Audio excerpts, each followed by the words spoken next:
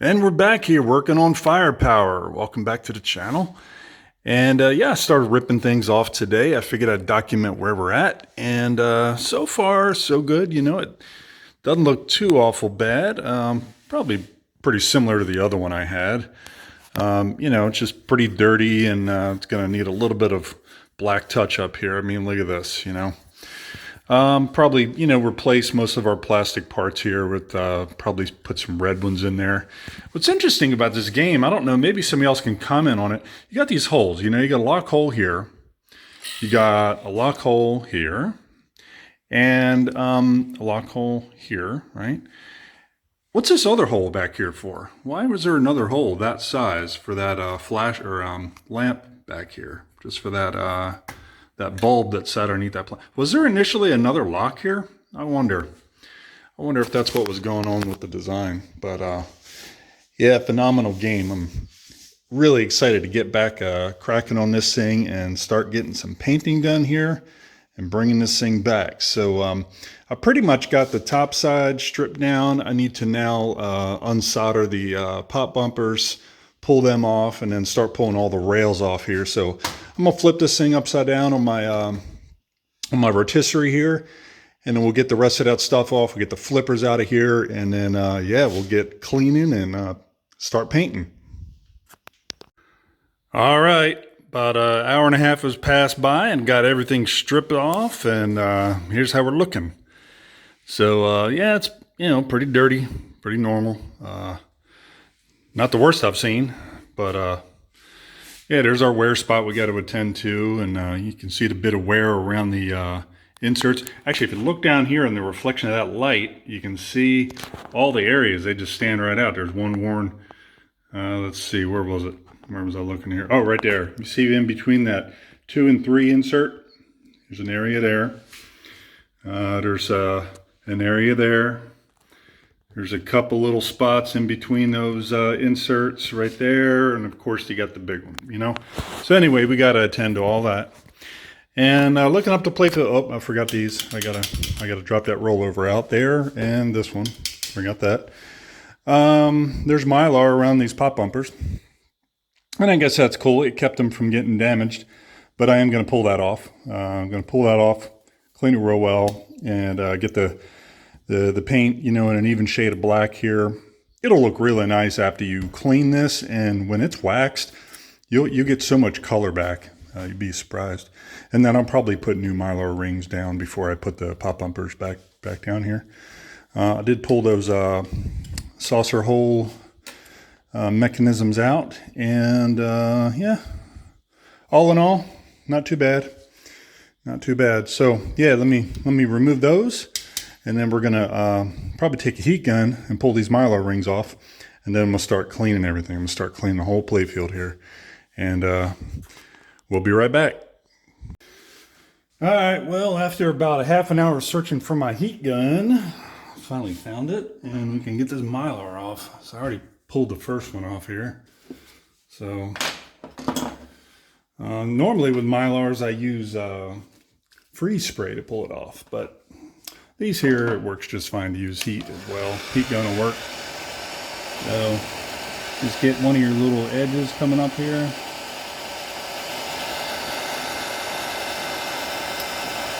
So you can get something under it. And then just use some little needle nose I got.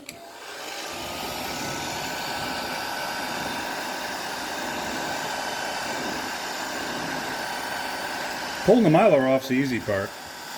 Getting the adhesive off, that is the bearer. Yeah, there you go. Easy enough. You know. 43 years old, so we'll replace it and clean underneath a bit. Alrighty, so I'm gonna do all the rest, and then I'll be right back. All right, it's been about an hour and 45 minutes or so, and got all the adhesive pulled off from that Mylar. Nice, beautiful, shiny Playfield. Yes, it took about 45 minutes just to remove the Mylar off those rings. It's a pain in the butt. What I normally do is I'll start with some Goo Gone. I put Goo Gone on there for a couple minutes and let that soften the adhesive up. And then I take a cloth of some sort. You don't want to use something like, I've got a bunch of these shop rags here, but these are no good because they got all this fuzz on them, and the fuzz ends up getting into the adhesive and it makes a big mess. So you got to use something that's like lint-free. Like old t-shirts work really well for cleaning pinball machines. I cut up my old t-shirts and I use them for pulling Mylar off. And then at the end, then I'll go with some isopropyl alcohol and get the last bits of adhesive off. And that is the result. So looks pretty nice. So we got to continue to clean. We got dirt up here, and it looks like somebody previously repainted this thing a little bit. See a little bit there in the reflection of the light where they repainted that black. So I'll be going back over that and getting that a little bit better. But when we're all done and we clear coat it and then wax it, she's gonna look beautiful. All right, well, we're on to Playfield painting. Actually, one of my favorite steps. I do like this because you really start to see results and you start to see it all come together. So I'm going to start up here in the easy areas. You know, the back of the playfield, you don't see it very well, so it's not super critical. But, you know, these areas here where these posts have worn through, you know, just, it's paint by numbers, you know, just mix up your color. And most of the paints that I have are flat. Or like a semi-gloss, and I put a clear coat over this when it's all done anyway. So I have a selection of these craft paints that I got in the States, and that's what I use, acrylic paint. I mean, I'm not the professional that can airbrush this thing. I certainly respect the people out there that can do that, but I don't have the equipment to do it, nor do I want to take the time to invest in the money to get all that equipment. And, you know, honestly, if I really wanted to make this thing perfect, I would probably end up just paying somebody to do this, like airbrush it. Or I would, or I'd buy a replacement playfield. You know, if this thing was really bad, I would have probably already ordered that CPR playfield. They do make some amazing reproductions, and I have the 9-ball from Mirko, and I have the Earthshaker from CPR, and definitely recommend the CPR playfields. They're incredible. But yeah, but you know, it's $1,000 plus shipping, I guess, over here. So you know, probably looking at $1,100 by the time I got it. And, you know, for a game like Firepower, I mean, they made so many of these things. Would they make 17,000 Firepowers? You know, they're desirable, but they're not rare. So they're not super, super valuable. If you're going to put that kind of money into it, then it's got to be a game that you want to keep for you. And, you know, maybe in the future, you know, I might consider doing a playfield swap on Firepower. But, you know, the thing is for me, if I only had 3 or 4 machines, you know, then I could probably put a lot more money into a single pin. Like I got a Roadshow over there that still doesn't have a color DMD. And the prices on color DMDs have went astronomical. They're almost $500 now. You know, if I only had 4 or 5 pins, then, you know, things like that, it's pretty easy, you know. I mean, well, I wouldn't say easy, but, you know, you save up for it. You know, I've got 17 pins now. So, you know, there's things on a lot of these games I'd like to do and I'd like to buy and I'd like to get. But, you know, we have a budget that we try to stick to. And I have to stay within reason on this hobby. And, yeah, that's the deal. So that's what brings me to repainting this Firepower playfield with a paintbrush. And, you know, I've done this on quite a few games I have here, and they look really, really good. So, you know, the areas like where these posts have worn down, you know, I can paint that with a brush. Some other areas you'll see, I don't know if you can see this on the camera. Let me see if I can zoom in here. Okay, so here, let me move down a little bit. Okay, Not sure how well the camera picks that up, but you got a little bit of, what do they call ball swirls, right? Ball swirls here. And these ball swirls, what I found is actually one of the easiest way to get the paint into the ball swirls, because I'm not gonna repaint the whole playfield here. You know, those ball swirls, you figure that it's really just like, it's like microscopic cracks in the paint, right? So what do you do with a crack in the paint? Well, I'm not going to airbrush the whole thing, but what I can do is I take some paint on a paper towel and I'll rub it on the playfield here. And you're like, John, what are you doing? That's crazy. Well, watch. You rub it on the playfield and you're getting it down in all those cracks. And then you take a clean area and you wipe off the excess, right? You wipe off that excess and look what it does. It fills in all those microscopic little cracks. Now, this playfield's going to look a lot better after it's waxed or clear coated and waxed. But let me tell you, just what I did right there, it filled in all those little microscopic cracks that were here, okay? And you can see up here I have not done yet, right? Over here I haven't done yet. Over here I haven't done yet. But this area here I just filled in all those little microscopic cracks. So, you know, in the areas that it's, you know, really noticeable, you can just do that, you know? Like, let's see, can you see this really well? This area here? Let's see if I can, I'll just try to do this area and nothing else. You know, just get some paint into the cracks. And I didn't make this method up. This is not my invention. I heard about it on Joe's Classic Arcades, and he saw it somewhere else. So who knows who actually came up with this originally, but can you see that? Can you see the difference? Can you see where I stopped? This has not been done yet, right? So yeah, it's like, you know, it makes a little difference, but you know, a little difference is better than no difference. And you know, this playfield's really busy. I mean, this star field here, we can't really be repainting this whole thing, but we can certainly fill in these little microscopic ball swirls, and that's what that does there. So yeah, all right, well, I'm not going to possibly film the entire thing, or else this video is going to be really, really long, but I'll go ahead and stop for now, and I'll come back in a bit and show you the progress. All right, I'm a couple hours in here,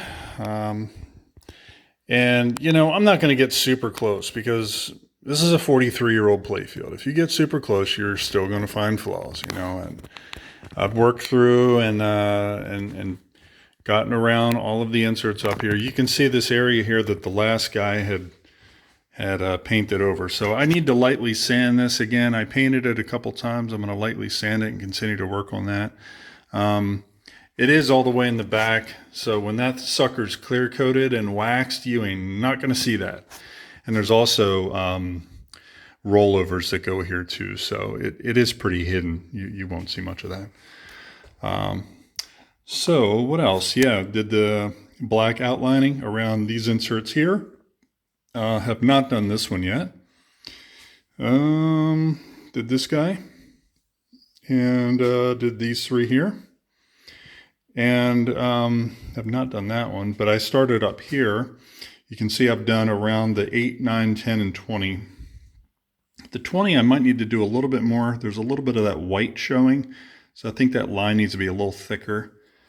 But yeah, you can see, you know, how we start here with like the 7, and then how you end up with up here. So there's a bit around the edges that still needs to be touched up, but it's not going to be black. That's going to be kind of an off-white, and then purple and red and green and a blue So 4 different colors there. And what else do we have? Sorry, that flashlight there I think causes like lines to form in the video for some reason. My camera does not like that flashlight. Yeah, of course we got the big spot here. We're going to start working on that, and yeah, that's where we're at. So she's coming along. All right, well, we are coming along, working on these round bonus inserts down here at the bottom right now. Figured I'd bring you along for a ride on one of them. And if you haven't already noticed, I shake.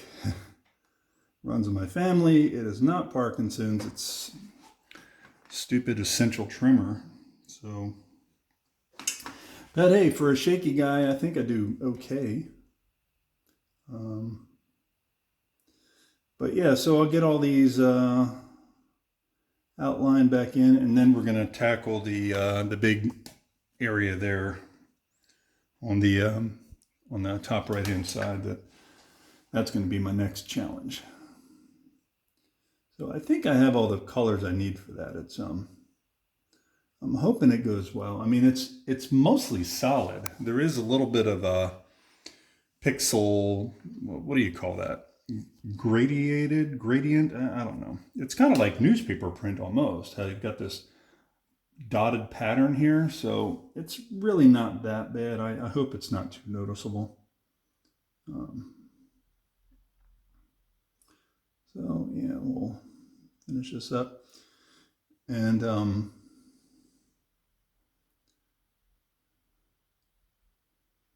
yeah,